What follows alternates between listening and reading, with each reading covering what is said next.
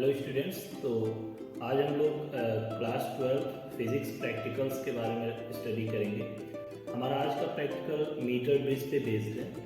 M of the experiment is to find out resistance of an unknown wire using meter bridge. Meter bridge एक device है जो balanced Wheatstone bridge के principle पे काम करती है। और यहाँ पे हमारे पास एक व्हीटस्टोन ब्रिज का सर्किट डायग्राम है। व्हीटस्टोन ब्रिज में टोटल 5 रेजिस्टेंसेज होते हैं। यहाँ पे हमारे पास 5 रेजिस्टेंसेज है, R1, R2, R3, R4 और 5वां रेजिस्टेंस है capital G, the resistance of galvanometer. आपका व्हीटस्टोन ब्रिज बैलेंस्ड माना जाता है अगर गैल्वेनोमीटर के थ्रू करंट 0 होती है। और जो कंडीशन होती है बैलेंस्ड व्हीटस्टोन ब्रिज की, वो होती है ratio of R1 and R2 is equal to ratio of R3 and R4। तो हमारे पास जो मीटर ब्रिज है ये बैलेंस्ड व्हीटस्टोन ब्रिज के प्रिंसिपल पे काम करता है। हमारे पास एक अननोन वायर है जिसका हमें रेजिस्टेंस कैलकुलेट करना है, रेजिस्टेंस फाइंड आउट करना है, जिसको हमने मान लिया है X। हम लोग अपनी तरफ से एक नोन रेजिस्टेंस अप्लाई करेंगे जो हमें रेजिस्टेंस बॉक्स से मिलेगा। हमारे पास मीटर ब्रिज के अंदर एक वायर होता है जिसकी लेंथ होती है 100 सेंटीमीटर और गैल्वेनोमीटर हमारे पास इस तरीके से कनेक्टेड होता है जो हमारे पास 5वां रेजिस्टेंस है। ठीक है, अगर हम इस जॉकी को to and fro from left to right move कराते हैं तो गैल्वेनोमीटर के पॉइंटर में अपोजिट डायरेक्शन में डिफ्लेक्शन आता है।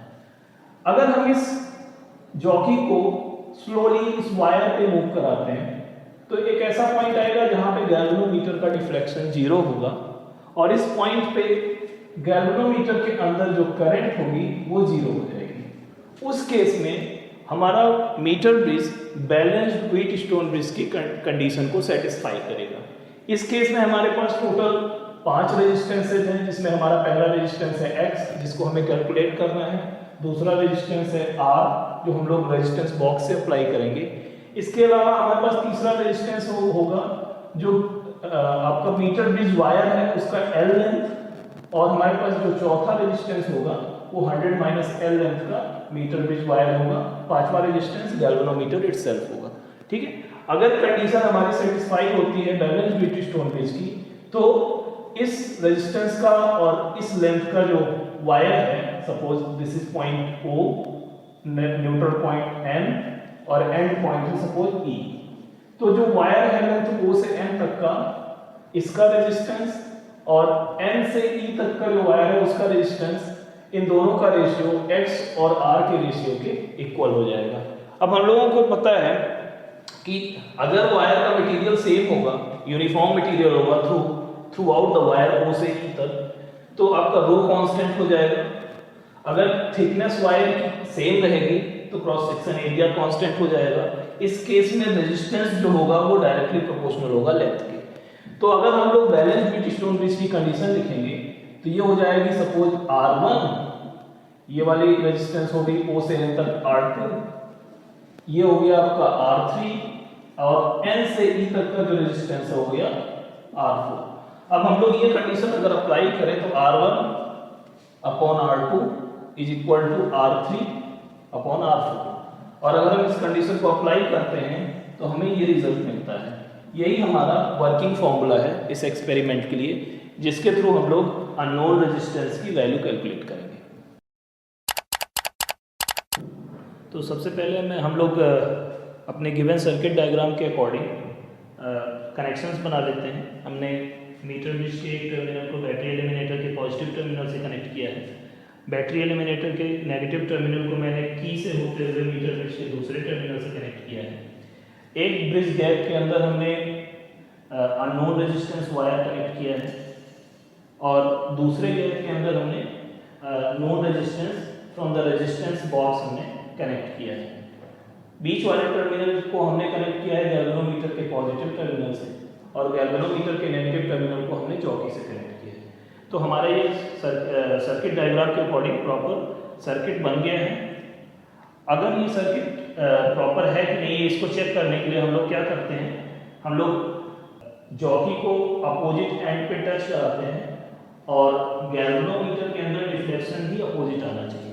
गैल्वेनोमीटर का डिफ्लेक्शन अपोजिट आ रहा है, यानी हमारा सर्किट जो है वो परफेक्ट है, ठीक बना हुआ है। अब हम लोग रीडिंग लेने की तैयारी करते हैं।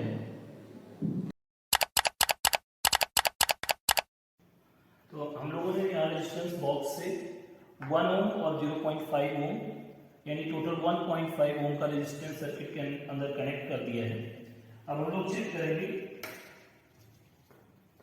लेफ्ट एंड और right end of the meter bridge wire connect करने से जो डिफ्लेक्शन है गैल्वेनोमीटर का वो अपोजिट डायरेक्शन में आ रहा है। अब हम लोग नल पॉइंट सर्च करेंगे। हम लोग जॉकी को लेफ्ट एंड से राइट एंड की तरफ मूव करना शुरू करेंगे।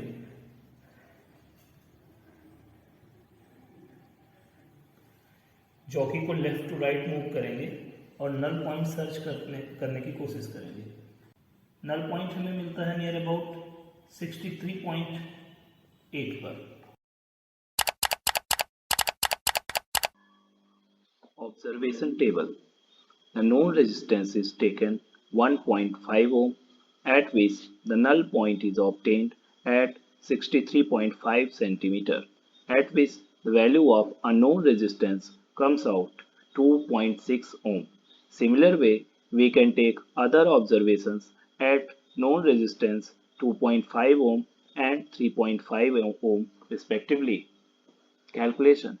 The mean resistance of a known wire will be mean of the three observed values. The result. The mean resistance of given constant wire is 2.87 ohm. Precautions. All connections should be neat and tight. The value of known resistance should not be too small and too large. The circuit should not be kept on for very long time. Avoid parallax error during observing null point in galvanometer.